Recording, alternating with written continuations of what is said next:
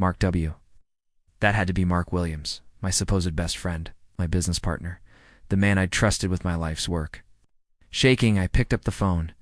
It was unlocked.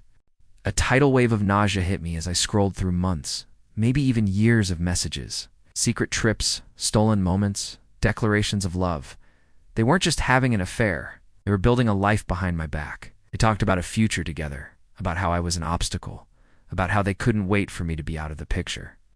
The betrayal was so deep, it felt physical, like a knife twisting in my gut. I felt like I couldn't breathe. My first instinct was to storm into the bathroom, to scream, to break things.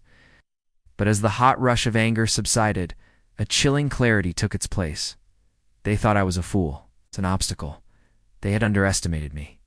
A confrontation would give them the satisfaction of my pain. It would let them play the victims, maybe even speed up their plans. No, they weren't going to get off that easily. I put the phone back, my face a mask of stone. When Sarah came out of the bathroom, smiling, asking what I wanted for dinner, I smiled back and said, "Anything you want, honey." The game had begun. The next 6 months, I became the world's best actor. I was the doting husband, the oblivious friend. I suggested double dates with Mark and his unsuspecting wife, Emily. I watched Sarah and Mark exchange secret glances over dinner, their feet touching under the table while I talked about our company's future. It was torture, a slow, agonizing poison. Every smile I gave them felt like a lie, every shared laugh a betrayal of my own sanity. But I held on, fueled by a single burning purpose: revenge. During this time, I wasn't just pretending, I was planning. I hired a private investigator, a discreet professional who gathered irrefutable evidence. Photos of them checking into hotels, recordings of their intimate conversations in public places, even documentation of them using company funds for their secret getaways. Mark, the CFO of our shared tech company, had been siphoning money, and Sarah knew all about it.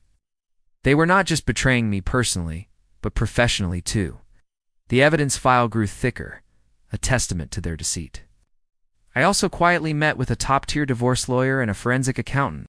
I started moving my personal assets, securing my finances, and preparing for the storm I was about to unleash. I chose the perfect moment for my revelation: our company's annual shareholder meeting. It was our biggest event of the year. Our investors, our board members, our entire team, everyone was there. Mark was on stage, giving a glowing presentation about our record-breaking profits. He looked confident, successful. He glanced at Sarah in the front row, and she gave him a subtle, adoring smile. My heart hammered against my ribs, but my voice was steady when I took the stage after him for my CEO address. I started by thanking everyone, talked about our company's journey, about partnership, loyalty, and trust. The words felt heavy in my mouth. Then my tone shifted. "Speaking of trust," I said, my eyes locking onto Mark's, "it has come to my attention that the foundations of our company have been compromised. Not by market forces, but from within." A murmur went through the room. Mark's smile faltered. Sarah's face went pale. "For the past year," I continued, my voice amplified by the microphone, "our CFO, Mark Williams, has been embezzling company funds to finance a personal affair." Gasps echoed through the auditorium. I looked at Sarah, an affair with my wife, Sarah. The room fell into a stunned silence. You could hear a pin drop.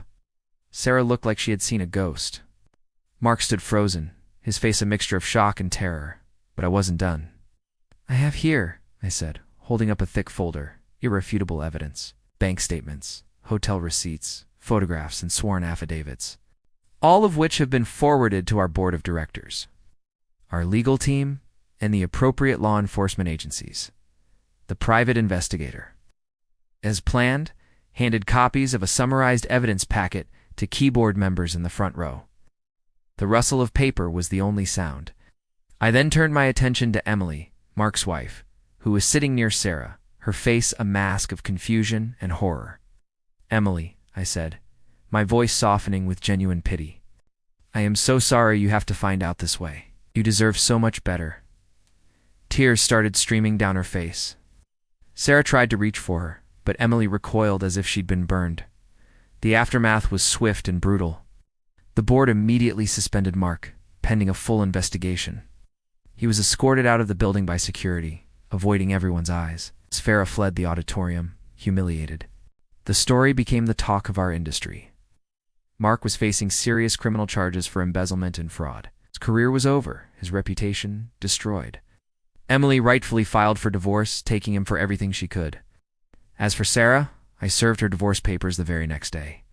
Thanks to the evidence of her affair and her complicity in Mark's financial crimes, the divorce proceedings were heavily in my favor. I got full custody of our children and the house. She was left with nothing but the shame of her actions. She tried to apologize, to explain, but it was too late. The woman I loved was gone, replaced by a stranger I no longer recognized. Was it worth it? Standing in the rubble of my former life, watching the people who betrayed me lose everything, I didn't feel the triumphant joy I expected.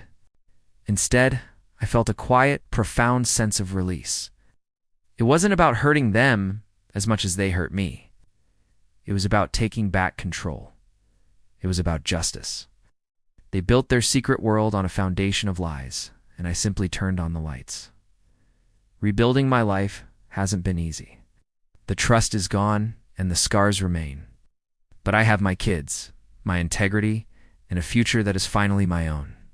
I learned that sometimes the best revenge isn't loud and explosive, but quiet, calculated, and absolute. It's not about sinking to their level, but about rising above the ashes, stronger and wiser than before. They thought they were writing my ending, but in reality, they just set the stage for my new beginning. Thanks for listening to my story. If you've been through something similar, remember you are not alone, and you are stronger than you think. Don't forget to like this video and subscribe for more content. See you next time.